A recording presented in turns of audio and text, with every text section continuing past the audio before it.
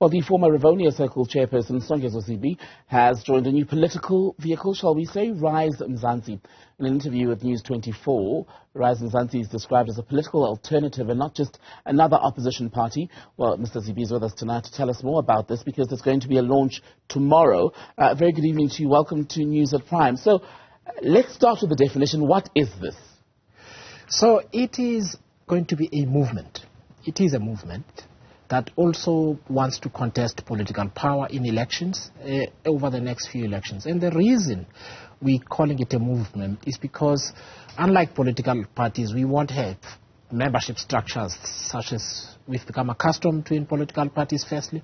But secondly, the vision and the agenda that we're going to drive is such that it can be taken up by various or numerous organizations within the spaces in which they are. Because what we want to do over the next 20 years is to fundamentally transform South Africa, change the political system or improve it, and also build a sense of nationhood, a new version of non-racialism, for instance, a new vision, national values, and so on, because a lot is broken with South Africa at the moment. Why can't you do all of that with a political party in the traditional sense? Because if you're going to contest elections and you're going to have people who are working towards one, basically a political vision, might as well not formalize it as a party.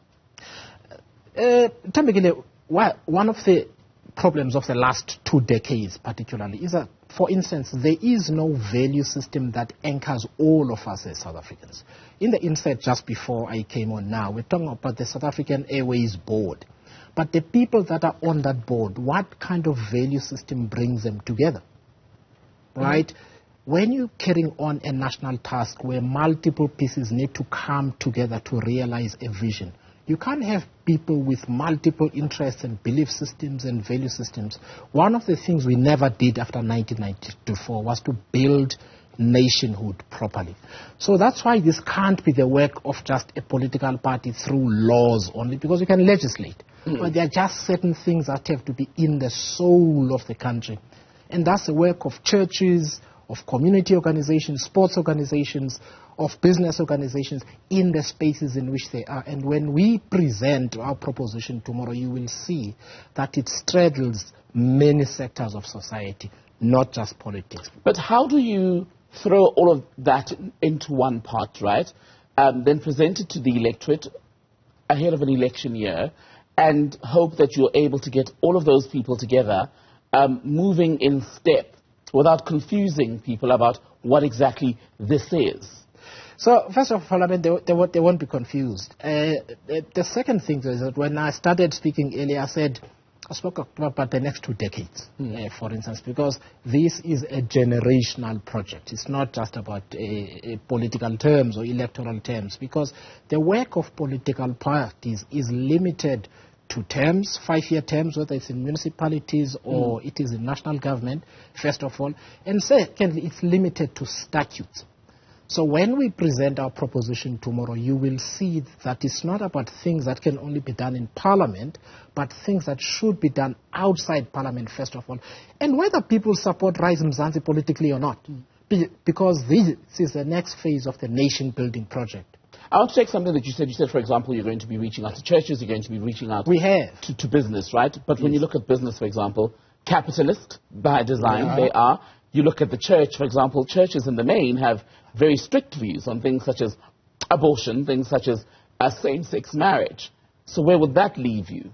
So would you have to take that on as your stance as well? So first of all, we're not going to be reaching out to them. That's what we've been doing for months already, first of all. The second thing is part of the task of nation building is to bring all of those bodies together under one vision. Even with the diversity that you have in a society, one of the things you will see tomorrow is what we call an ideological declaration. That ideological declaration is drawn from the values of the Constitution, in particular the preamble and Chapter 2 of the Constitution, and develops a frame of what this value system needs to be, where we all come together. And therefore, we will always have differences in a big ecosystem like that. Some people want the death penalty. How then do you... It doesn't mean we need to stand for it as well because somebody wants a death penalty. But how then does it become a movement that speaks to a shared ideology, precisely because there's so much room for difference? But the room for difference is good, Tembegile, because remember, again, when you want to change a whole society, you can't bottle everyone in the electoral vehicle alone. And one of the things we'll be able to set out in detail, and I'm trying my best not to make tomorrow's announcement here, but what we'll present is a broad societal project, so that people and different organizations in the spaces in which they are, they can build the nation within what is possible for them. Is that the same as the ANC's broad church narrative? Let me put it to this way when it comes to the ANC. The ANC has anchored South African society for 30 years. ANC people speak at funerals, they speak at churches, they speak in business organizations. With the ANC losing legitimacy, who's playing that role now?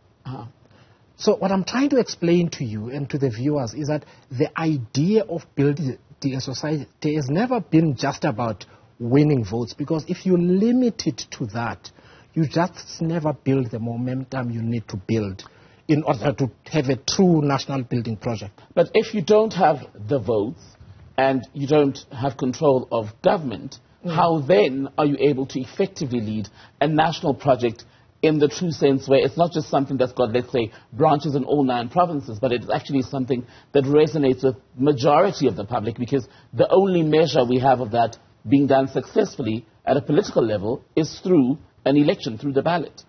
Well, the influence of political organizations where it has been society-wide has not just been through the ballot, but outside. You need a belief system, a shared identity, a shared value system that drives in the same direction, so that whether that organization is in power or not, society functions in a particular way. And I think this is why tomorrow we'll be able to explain the intersection of societal momentum and political power, because some things we can only do through the statutes, but other things don't need the statutes to happen.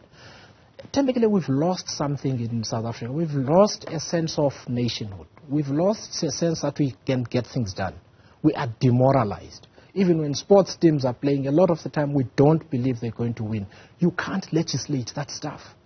But people are, at the moment, hungry. They're unemployed, dealing with stage 6 power cuts. There is a constant anxiety about crime and levels of violence in South African society. When you listen to what the various movements, not just yours, even those that have come in the past, the criticism has been that they're quite rich on discourse and theory, but that practically it's not something that translates to the bread and butter issues, because people want work tomorrow. They want electricity tomorrow. They want to feel safe tomorrow. Tembegile, one of the things you will like tomorrow is that we're releasing 2 documents tomorrow. One is an explanation of the broad vision we have.